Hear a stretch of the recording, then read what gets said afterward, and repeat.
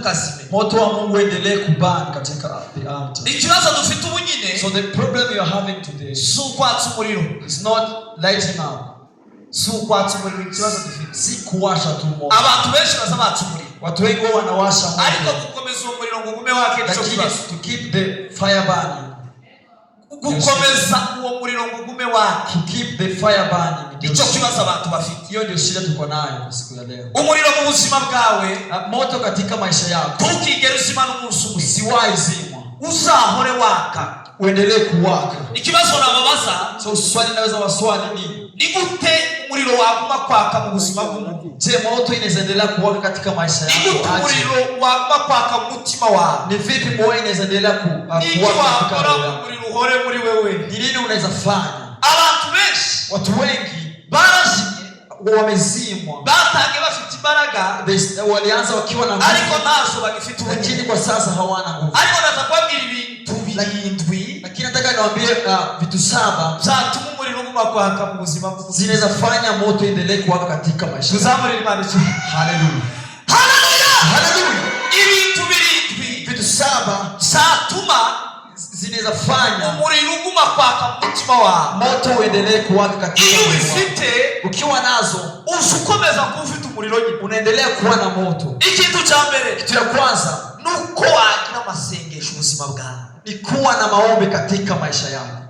Gusenga, Kuomba, gusenga, kuomba, gusenga kuomba niyo mavuta, ndio pako, nizo mvi, ndio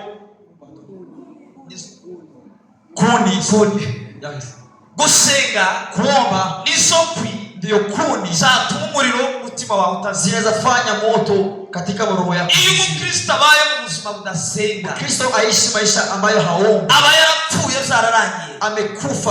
Abatesalonike ibice 5:17. Wathesalonike 5:17. Biblia isivuga The ngo Bible says, ngo musenge ubutitsa, pray without ceasing. never stop praying. Usisimamishe kuomba. Ntukigere reka gusenga na rimwe. Never stop praying. Biblia isibwira The ngo Bible says, gusenga, prayer, gusenga kuomba bugomba kuba ubuzima bw'umukristo bwa buri munsi. inafaa kuwa maisha ya Mkristo Iko wa kila siku. guhumeka kwacu kwa buri munsi. Ndio kupumua kwetu. Aho barandika aravuga ngo Paulo akasema, ntukigere uhagarika gusenga. never stop praying. Abantu benshi biyita abanyembaraga Many people they call themselves kandi batagira strong, ubuzima bwo gusenga. but they have no Nta handi prayer hantu for that. Kristo aza kura imbaraga Hakuna watu watatoa nguvu ni igihe usenga. wakati tunaomba. Iyo udasenga Kama hauombi nta mbaraga wogira. hauwezi kuwa na nguvu. Iyo usenze bukeya Ukiomba kidogo ugira imbaraga nkeya. uko na nguvu kidogo. Iyo usenze cyane Ukiomba sana usugira imbaraga nyinshi. unakuwa na nguvu mengi. Abantu benshi Many people baza bakiterera cyane, they come here and bakagira dance. ngo niho bakura imbaraga. Wanafikiria Aho wanatoa nguvu. twahakura imbaraga mu gisiri. Westoa nguvu katika Ntibishoboka. kusimama. Haiwezekani. Ibyuya byaba byinshi Jasho itakuwa mingi ariko nta mbaraga dufite. lakini hauna nguvu. Imbaraga zonyine z'umukristo Nguvu za Mkristo kugira ngo umuriro uhore waka mu buzima bwawe, ili moto nuko kipande msaidie. ubuzima bwawe bwaba gusenga, Kwamba maisha yako yawe ya maombi. guhumeka kwawe kukaba gusenga. Kupumua kwako kuwe maombi. Kuva gusenga Kuomba ntabwo gusa ari ukuganira, it's not just talking. ni oxygene y'umukristo. It is our oxygen as Christian. Pray, Imana ishimwe cyane. Amen. Imana ishimwe. Hallelujah.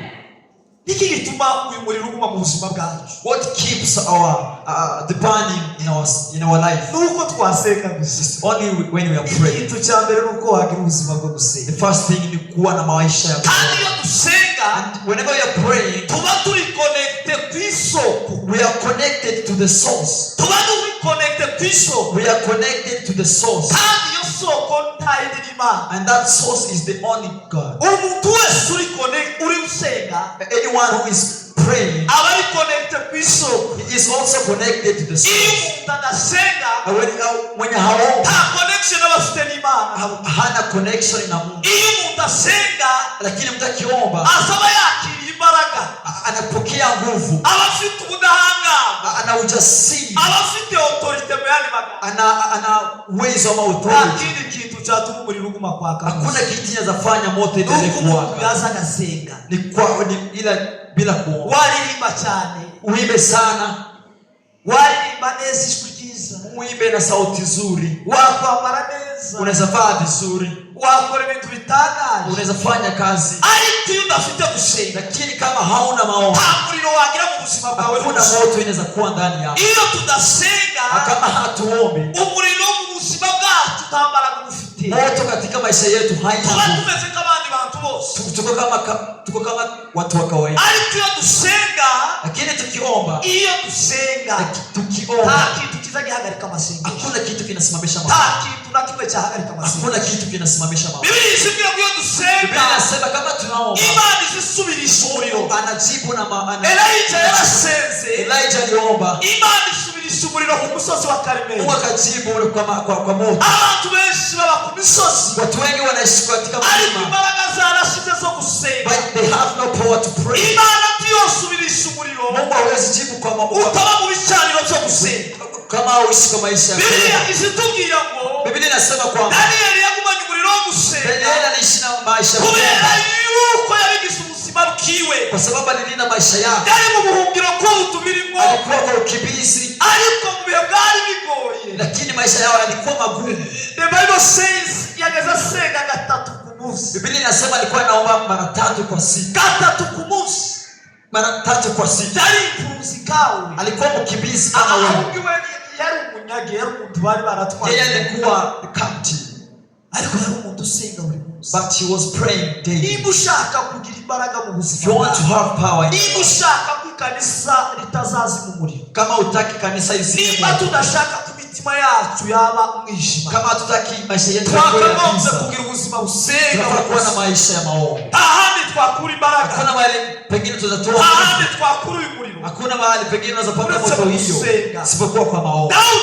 Daudi yanditse zaburi nyinshi cyane, Aliandika zaburi mingi, ariko zaburi yandikaga nyinshi, lakini zaburi ambazo zari ameandika zaburi zo gusenga, zilikuwa zaburi za maombi. zaburi yanditse nyinshi, Aliandika zaburi mingi, zari zaburi zo kwaka Imana imbabazi. zaburi za kuomba msamaha kwa Mungu. Usenga kangahe mu munsi? Unaomba mara ngapi kwa siku? Familia yawe muza gusenga, Familia yako huwa mnaomba, mugira umwanya wo kwicara mugasenga, huwa mna wakati wa kuomba. iyo ugiye kuryama si usenga, Ukienda kulala unaomba. iyo usutse si usenga. Je, ukiamka unaomba? Abantu bagize gusenga ku buzima bwo mu kanwa, Watu wengi wamefanya maombi ariko katika maisha bitaba ya kugishyira mu mdomo, bikorwa.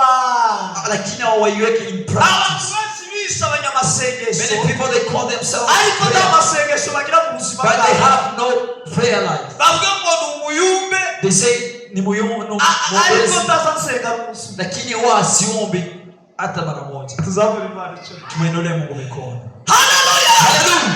Reka mbabwire, Acha niwaambie, biragatsindwa kwitwa umunyamasengesho, ni mbaya kuitwa muombaji, biragatsindwa kwitwa umukristu, ni mbaya kuitwa Mkristo ariko nta mwanya ugira wo gusenga, na hauna siku hata moja ku. kandi gusenga saha abantu Na batubonera. kuomba si mahali ambapo watu Itabwira wanakuona. abantu ngo gusenga naho abantu batakubona. Maombi mazuri ambapo watu hawakuona. Yesu aravuga ngo nuza gusenga, Yesu alisema ukienda kuomba uzakinge urugi, ufunge mlango, numara uhamagara iso wiherereye, then uite Mungu nawe azakumva ari na mwiza. yeye atakusikia ukiwa mbinguni. Ahantu batuje kuzuzanya, Hapa tumekuja tu, ariko ahantu dusengera ni iriya. lakini ambapo tunaombea ni huko. Imana iduha imbaraga zo gusenga, Mungu akupe nguvu za kuomba. Imana itwongerera ubwiza Mungu bwo gusenga, atuongezee, Imana itwongerera umwanya wo Mungu gusenga, atuongezee wakati wa kugira kuomba, ngo ili umuriro tukazime. moto isizime ndani Umuriro yetu. ushobora kuba warazimye mu buzima Moto bwawe, inaweza kuwa imezima ariko katika maisha uyu munsi nje yako, kukubwira ngo lakini siku ya leo haracyari nakuambia umwanya wo kugarura uwo muriro ukongera there is umwanya. time kurudisha hiyo moto katika maisha yako. Atukuzwe, Haleluya. hashimwe Yesu. Sifiwe Bwana Yesu. Kitu cha kabiri Kitu ya pili gituma umuriro utazima, ambayo ina keep the fire burning. ikintu cha kabiri kiza gituma umuriro utazima, The second thing that keeps the fire burning ni ukuba mu buzima bw'ijambo ry'Imana. is to stay in God's word. Staying in God's word, Ni kuishi katika neno la Mungu. kuba mu ijambo ry'Imana, Kuishi katika neno la Mungu. ukibiramo, Unaishi ndani. ukaryibiramo, You go deep. ukaryuza buri munsi. Igitabo cya Yeremiya ibice 23:29, katika kitabu cha Jeremiah 23 verse 29. reka nsabe pastor asomere. Acha pastor asome. Yeremiya ibice 23:29, Jeremiah 23 verse 29. mwumvige ijambo ry'Imana rigira imbaraga. 29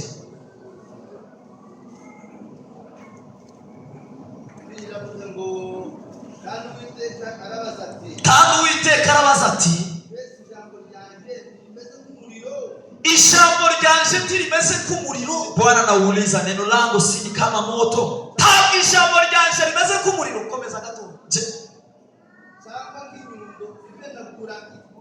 Naho ngaho cyangwa nk'inyundo imenagura urutare, ama kama inaitwaje hammer. It's like a hammer, like a hammer ina break the rock. Ijambo ry'Imana, neno la Mungu ngo rimeze nk'umuriro, kama moto. Biblia inatuambia ijambo ry'Imana ni umuriro. Biblia inasema neno la Mungu ni moto. It's not my word like a fire. Ni kama ni nk'umuriro. Ijambo ry'Imana se rimeze nk'umuriro. Ijambo ry'Imana rimeze nk'umuriro. Neno la Mungu ni kama moto. Lishobora gutwika ubuzima bwawe. Naweza kuchoma maisha yako. Ijambo ry'Imana, neno la Mungu limeze nk'umuriro kubera yuko iyo tulisomye kama moto, kwa sababu tulisoma it purifies, inatakasa. Liratweza iyo tulisomye, inatutakasa. Ijambo ry'Imana, neno la Mungu lisharimera kamera. It's like a mirror.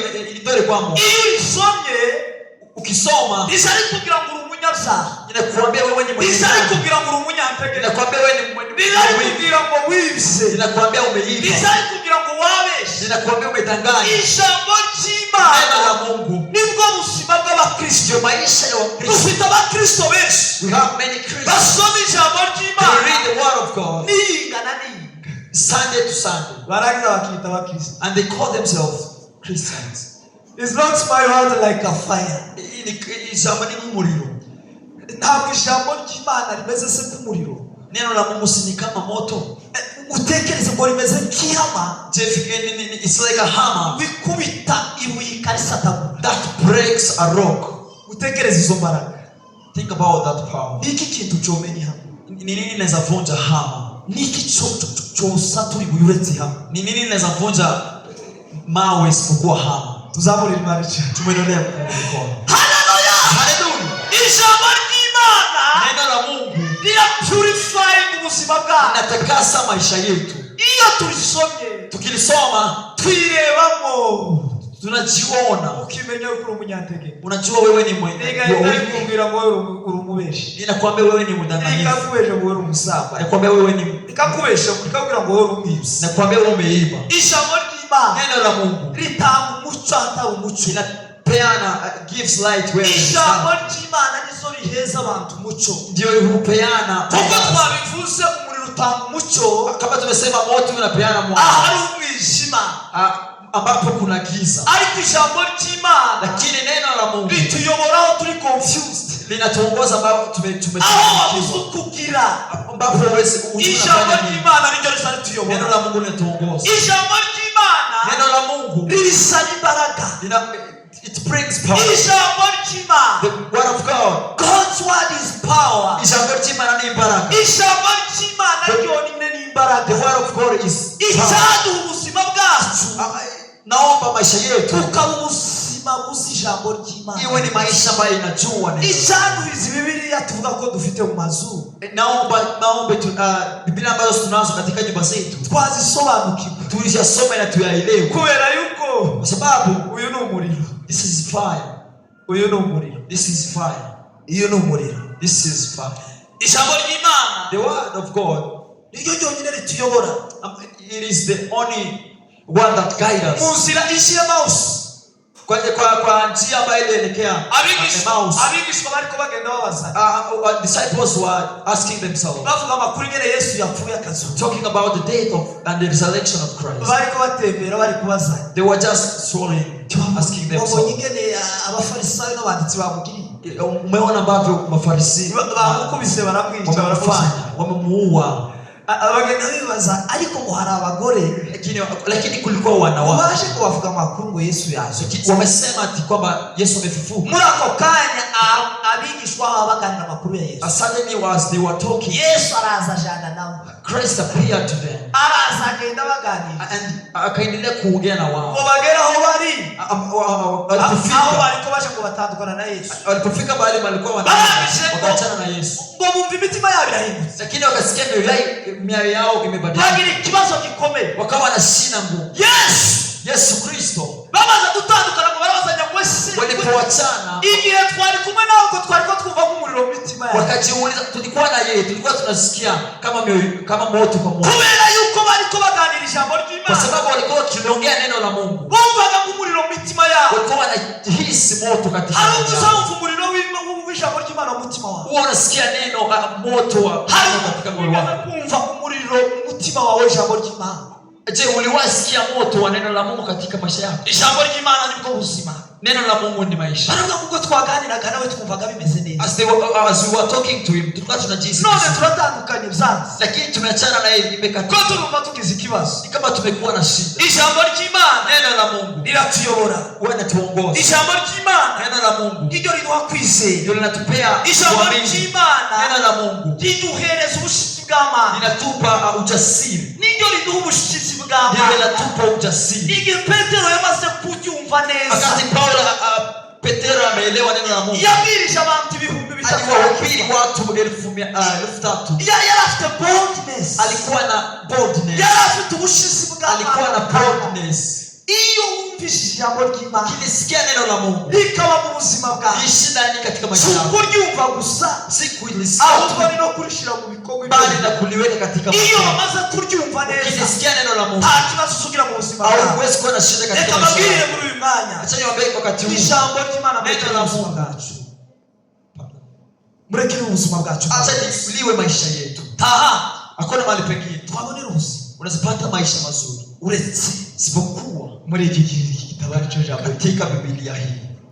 Uretse aravuze ku ijambo ry'Imana ryiza. Biblia mwimbaji alisema neno la Mungu, ijambo ry'Imana ryiza, neno la Mungu tamu, ryasatuye urutare, imepasua mwamba, banywa amazi bashinyo, wakanywa maji na wakaishi. Iyo umuntu asoma ijambo ry'Imana, mtakisoma neno la Mungu, ari mu bugwayi azayumva neza. Akiwa mgonjwa wanajihisi. Iyo ufite ikibazo, ukiwa na shida yoyote, hahandi wakura ibisubizo. Hakuna mahali pengine unaweza pata suluhisho. Ibisubizo hapa ndipo kuna suluhisho ya swali. Abakomeye tibaguha igisubizo. Wenye nguvu hawana. Ba bishops tibaguha igisubizo. Bishops hawezi kupea. Abanyabwenge tibaguha igisubizo.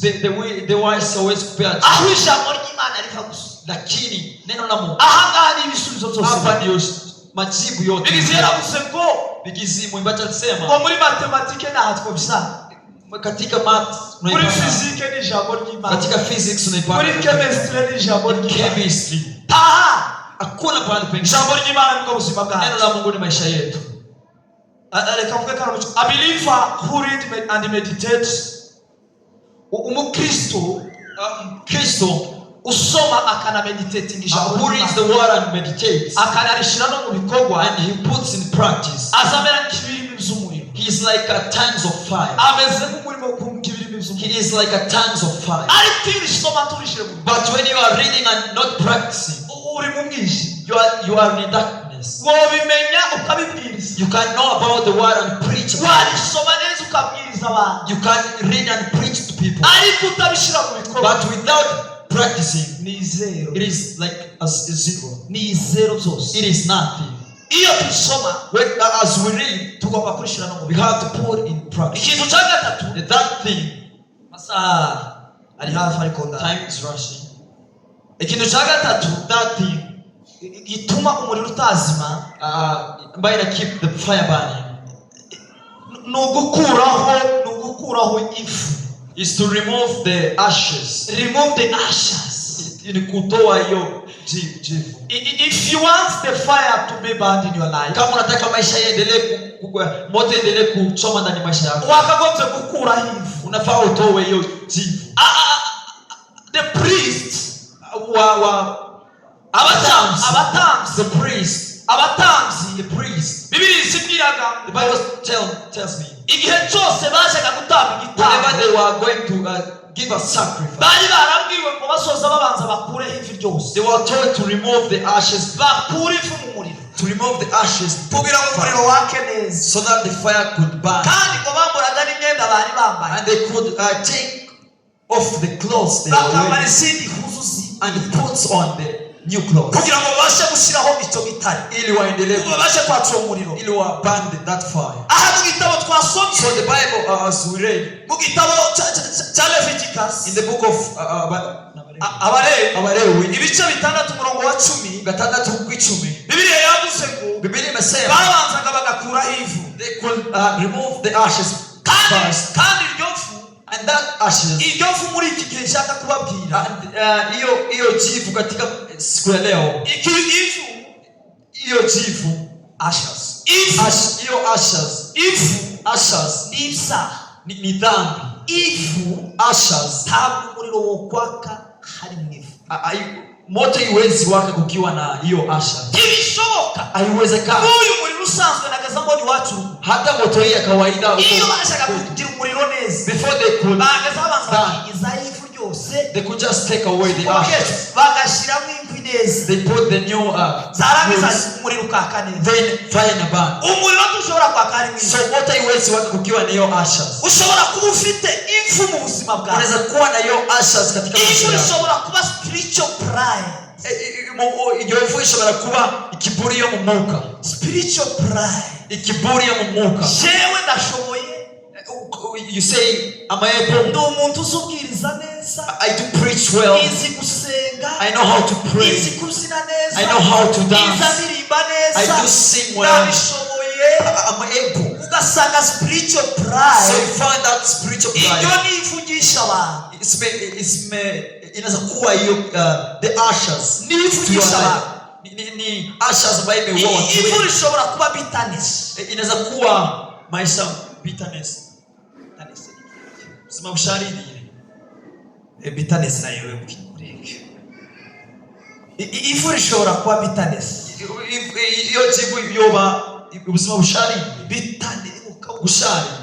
ubuzima bwo guhora ubabaye cyane, Ubuzima bwo guhora busharidi. guhora urakaye. Maisha Ivu rishobora kuba kugamba abandi bantu, maisha inaweza kuwa gossip. ugahora uvuga abantu. You just keep gossiping about Ashes might be gossiping other people. watu. Iyo ushobora kuba kuvuga abandi, Ugasanga ubuzima bwawe bwo kuvuga abandi buri munsi. you find yourself. Ivu rishobora kuba fornication, Ivu rishobora kuba ubusambanyi. inaweza kuwa fornication. Ivu ryo ubusambanyi muri wewe, Ashes it may be. ugasanga wamenyereye gusambana warangiza ukaramya Imana. Unaweza pata wewe unazini Ubusambanyi ukabyina cyane gisi.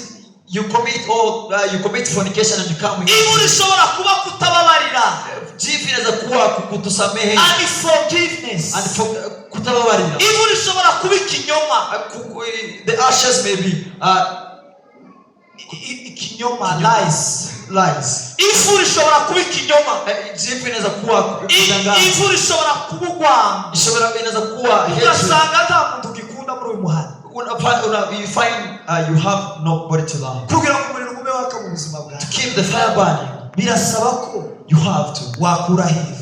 You have to remove the ashes. niwe uzi ivu ushobora kuba ufite. You know that you are the one who knew the ashes you have. Umuriro ushobora kuba warazimye mu buzima bwawe, Unaweza kuwa the fire is off. uri mu muryango wawe umuriro ushobora kuba Katika your warazimye. family, the fire may be off. Igihe wageze usenga ushobora kuba udakisenga, The time you are praying, unaweza kuwa sahi wa igihe wageze wote. wumva uhorana communication n'Imana ntayo The ufite, moment you had that communication with nta God, kindi gituma ibyo bintu bibaho, there is nothing that n'uko have ugifite ivu rikuzuye. it is because you have that ashes. The ashes must be removing the ashes. Ugomba gukura hivu. Ugomba gukuraho ivu. You have to remove that ashes. Iyo tudakuraho ivu, If you're not removing ntabwo ashes, amasengesho yacu yokomera. our prayers will not be great. Tudakuyeho ivu, Without removing nubwo ashes, tworamya gute, even if we praise, nubwo twotanga amafaranga, even if we give money, oya, no, nta kintu biba bimaze. it won't. Icyo kiba ari ikinyoma gusa. It is a lie. Kuko abapriest babikoraga, As the priest did, bakuragaho ivu, as they were removing the ashes, igihe bongeragaho umuriro, as they were keep the fire burning, natwe tugomba gukuraho so we have to remove ikintu cyose mu mitima yacu anything in in our hearts gituma tutabasha guhura n'Imana that bound us kandi from ibyo the connection nifu to God. twakagombye gukuraho We nk'abakristo. have to remove that ashes. Bibiliya iravuga The ngo Bible says ntituzi umunsi cyangwa igihe, we have ntituzi umunsi cyangwa igihe hatujui wakati au Yesu Kristo yagaruka. wakati ambapo Yesu atarudi. Ni kwihuta cyane ikintu cya kane, I'm rushing the fourth thing. tugomba kumvira umwuka wera, We have to obey the Holy Spirit. kumvira umwuka wera. Tuyaine obey the Holy Spirit. Iyo ushaka ko umuriro uguma kwaka mu If buzima you want to bwawe, keep the fire burning in your life, umwuka wera ntabwo ari ukuvuga ku ndimi, the Holy Spirit is not speaking in umwuka tongues. wera ntabwo ari ukuririmba cyane, It's not singing well. oya umwuka wera ntabwo ari The ugutima, Holy Spirit is not just shaking. umwuka wera ntabwo ari ukubyina The igisimba. Holy Spirit is not dancing Sirimba. Iyo twumvira umwuka wera, If you obey the Holy ni Spirit, ijambo riza mu mutima wawe, the word that comes in your heart rikakubwira ngo uri umubeshyi, and tells you you are alive, rirakubwira ngo protector wari urimo it tells ulikuwa unafanya wabeshye, chicken ahantu wari uri where you are, wari kubeshya, wari mu buzima bwo gusambana. you are charged. Hari ijwi riza ryiza rikakubwira, There is that sound that ijwi speaks in pasiteri you. atakumva, Sound ambayo pastor ijwi ababyeyi bawe batakumva, wazazi wako hawasikia, ijwi inshuti yawe itakumva, sauti ya rafiki yako ijwi serikali itakumva n'umusubizo, sauti ambayo serikali ahubwo ni ijwi rivugira mu mutima wawe, it is sound in your heart rikakubwira ngo ikintu wakoze si cyo. and tells you you did a wrong thing. Uwo ni wo mwuka wera. That is the Holy Spirit. Kabura tukoreye. Obey the Holy Spirit. Ubahumuka wera. Abantu bazabeshwa. People are being Mwuka wera ngo tuvuga ku ndimi. wanaambiwa kuwa Holy Spirit ni kuongea kwa speaking tongues. That's not the Holy Spirit. Hiyo si Holy Spirit. Iyo twumvira mwuka wera, Tukiwa obey the Holy Spirit, umuriro uguma guhora waka muri. so the fire is we keep the fire burning. Ikintu cya gatanu, So the fifth thing, tugomba stay in fellowship. nukuguma musabane. Stay in fellowship with the other believers. Nukuhora mu musabane n'abandi bizera. Urankeneye, Unanihitaji naje ndagukeneye. pia mimi nakuhitaji. Birivuga ngo iyo umwe aririmbye, So mmoja kiimba, undi agasenga, mwingine aombe, undi akavuga ku ndimi, mwingine speak in tongue, undi akigisha, mwingine preach, biza byuzurizanyiriza hamwe byose. inakuja in accomplishment. Iyo umuntu atari muri fellowship So, n'abandi, kama hayuko kwa mahusiano na wengine, biragoye cyane kuko umuriro waguma it is kubaho. difficult to keep the fire burning. Mu gitabo cy'Abaheburayo The book of Hebrew ibice 10:25, 10:25, Abaheburayo Hebrews chapter 10 verse 25. aho niho Bibiliya itubwira ngo That's where the Bible says, don't neglect, ntukirengagize, ntukirengagize never neglect kubana n'abandi. to fellowship with others. Don't neglect to fellowship with other believers, Ntukirengagize guterana n'abandi, because it helps us, kubera ko bidufasha. biradufasha cyane, It helps us. biduha imbaraga. It gives power. Iyo uri kumwe n'abandi When you are together with others, bisa bikongerera imbaraga, it gives power. ariko iyo wigiye kure n'abandi But when you are away from bisa others, biguhereza kugira imbaraga nkeya. you become weak. Fellowship Ubusabane, busa butuma it makes, bisa bituma tugira imbaraga zitandukanye. it gives us power. Iyo turi kumwe akareba mwene data, iyo turi kumwe aha, Tukiwa na mwenzi mwingine, iza numva nezerewe, I feel nimefurahia. ariko iyo uri wenyine Lakini nikiwa peke yangu biba bigoye cyane. huwa ni ngumu sana. When we worship together, Iyo turamya hamwe, faith multiply, kwizera kurongereka. kwizera kurongereka. Kwizera, faith multiplies.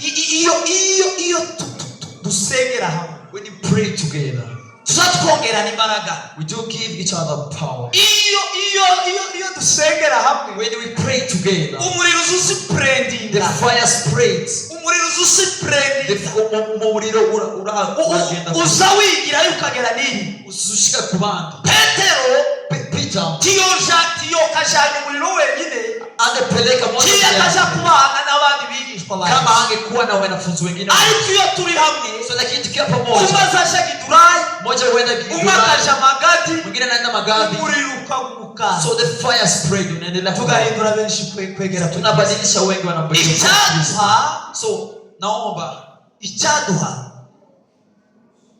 I wish icyaduha I wish tukagira fellowship twese, tuwe na hiyo that fellowship, tukagira fellowship hamwe. tuwe na that fellowship. Paulo yanditse mu Galatia avuga ngo, Paul wrote in Galatians, kuba mwe biyita ba Paulo, some call themselves abandi belong to Paul, aba Apollo, others belong to abandi Apollo, ba Kefa, others belong to Mbese Paul. Kristo se yaje yiremye biki? So do Christ alijigawanya. Yaraje. Paulo aravuga ngo jewe naraje ndatera.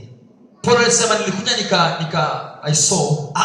Apollos aruhira. Then Apollo akakuja Kristo nawe niwe waje kumeza. So Kristo alikuja nani kuki bamwe biyita mu ndawa abandi? So kwa nini wamoja wanajiita wa Paulo, wengine wa Peter, wengine twese turumwe? So that sisi mtu mmoja, turi umubiri umwe muri Kristo Yesu. Sisi ni mwili mmoja katika Kristo taziririze. Kristo ajui. Kristo tazi Methodist. Kristo ajui Methodist. Kristo tazi fellowship ya Agape cyangwa Shalom. Kristo ajui Shalom ama Agape fellowship. Kristo azi wewe. So Kristo anajua wewe. Kristo azi wewe. Kristo anajua wewe. Jambo mkuu ndio hilo. So I wish muelewe neno hili. Kristo tazi denomination. Hajui. Kristo niwe wazi n'umutima wawe. Kristo niwe wazi n'umutima wawe.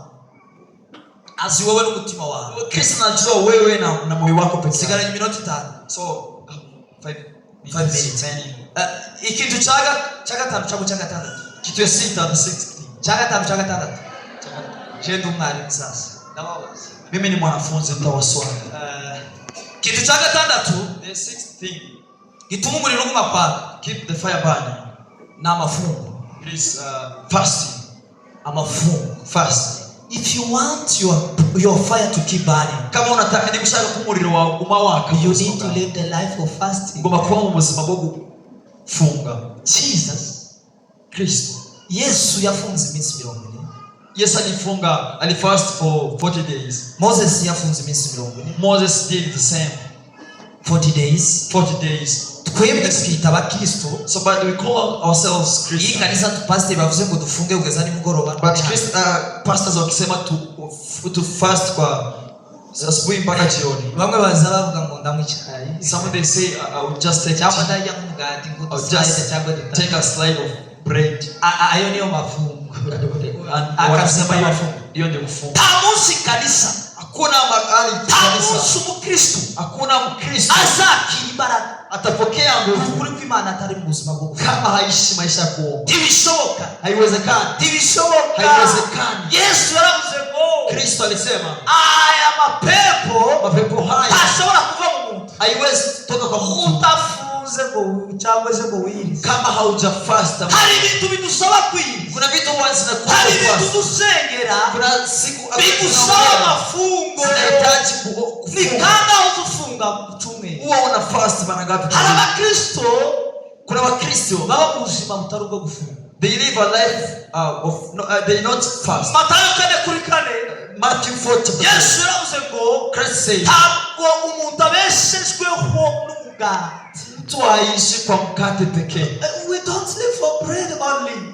Atuishi kwa mkate pekee. Ahubwo bali tubayeho kubw'ijambo riva ku Mana.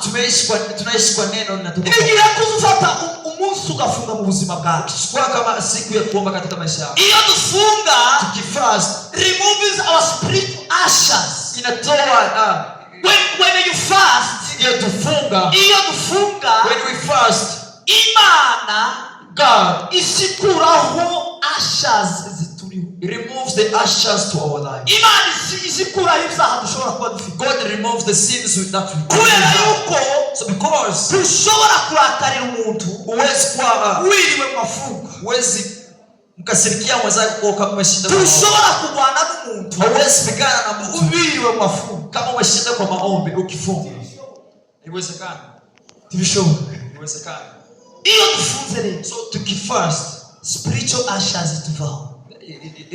Ifu rizari tuvaho. Ilifunge mu mwuka rivaho. Rituvaho. Inatoka. Iyo dufunze rero, when we fast, fasting build a discipline. Kufunga bizubaka discipline. Biduheza discipline iyo dufunze. Tukifunga tunapewa discipline. Tuhabwa discipline mu buryo bw'umwuka. We are being given discipline. Ari bintu Imana iduhishurira iyo dufunga. Kuna vitu huwa funuliwa tukifunga. Umukristo kuva mu kwa mbere kugeza mu kwa 12 utarafunga na Mkristo from January to December. We're not fast. But we are here dancing December. Is the one leading songs. You not have the spiritual discipline. If you're not fasting.